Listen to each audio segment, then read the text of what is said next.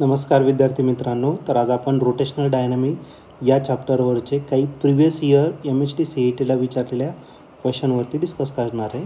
तर त्यात first question जो आहे तर angle of banking is independent of, तर त्यात हा 2005ला प्रश्न आलेला होता। याचे 4 ऑप्शन दिलेले आहेत। तर फर्स्ट ऑप्शन आहे speed of vehicle, radius of curvature of road, height of inclination आणि लास्ट ऑप्शन आहे नन ऑफ दिस। तर हा अँगल ऑफ बँकिंग कशावरती इंडिपेंडंट आहे तर ते आपण डिस्कस करूया। तर आपण या ठिकाणी अँगल ऑफ बँकिंगचा फॉर्म्युला या ठिकाणी यूज करणार। त्यासाठी आपण यूज करणार आहे टॅन थिटाचा formula. Tan theta is equal to for banking of रोडसाठी tan theta is equal to v²/rg। v is the optimum speed, r is the radius of curvature, g is the acceleration due to gravity. Suppose angle of banking जर घेतला तर theta is equal to आपल्याला भेटेल tan inverse of v²/rg। Okay, तर angle of banking कोणत्या गोष्टीवरती depend नाही आहे हे आपल्याला या ठिकाणी फाइंड करायचं। तर गिवनमध्ये फर्स्ट ऑप्शन दिलेलं आहे तुम्हाला स्पीड ऑफ व्हेकल। ओके, तर स्पीड ऑफ व्हेकल जर घेतला तर आणि या फॉर्म्युल्यामध्ये जर बघितलं आपण तर या फॉर्म्युल्यामध्ये आपल्याला स्पीड ऑफ व्हेकलवरती अँगल ऑफ बँकिंग डिपेंड दिसतंय, बरोबर का नाही। म्हणजे फर्स्ट ऑप्शन जो असेल तो आपला कसा असणार आहे, रॉंग असेल। ठीक आहे, नेक्स्ट सेकंड ऑप्शन दिलेला आहे radius of curvature. Radius of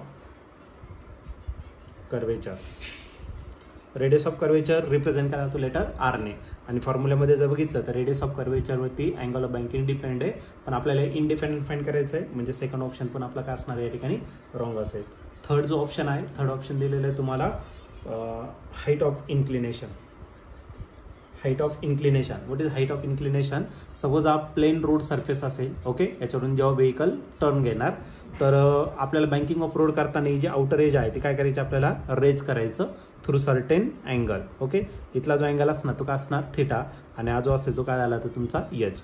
एवढा जो पार्ट आहे या असणार आहे आपलं रेडियस ऑफ कर्वेचर असेल। Okay, radius of curvature.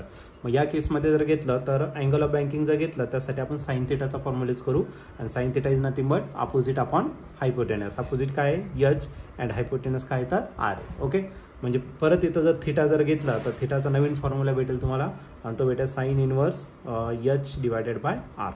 Okay, h divided by r, आणि हाईटवरती तुमचा अँगल ऑफ बँकिंग डिपेंड आहे। म्हणजे आपण ऑप्शन तुमच्यासाठी काय झाला, रॉंग झाला। आणि जो लास्ट ऑप्शन दिलेला आहे तुम्हाला, लास्ट ऑप्शन दिलेला आहे तुम्हाला नन ऑफ दिस, म्हणजे आपल्यासाठी एकच ऑप्शन करेक्ट राहील, आणि तो करेक्ट ऑप्शन म्हणजेच कोणता तर none of this means option D.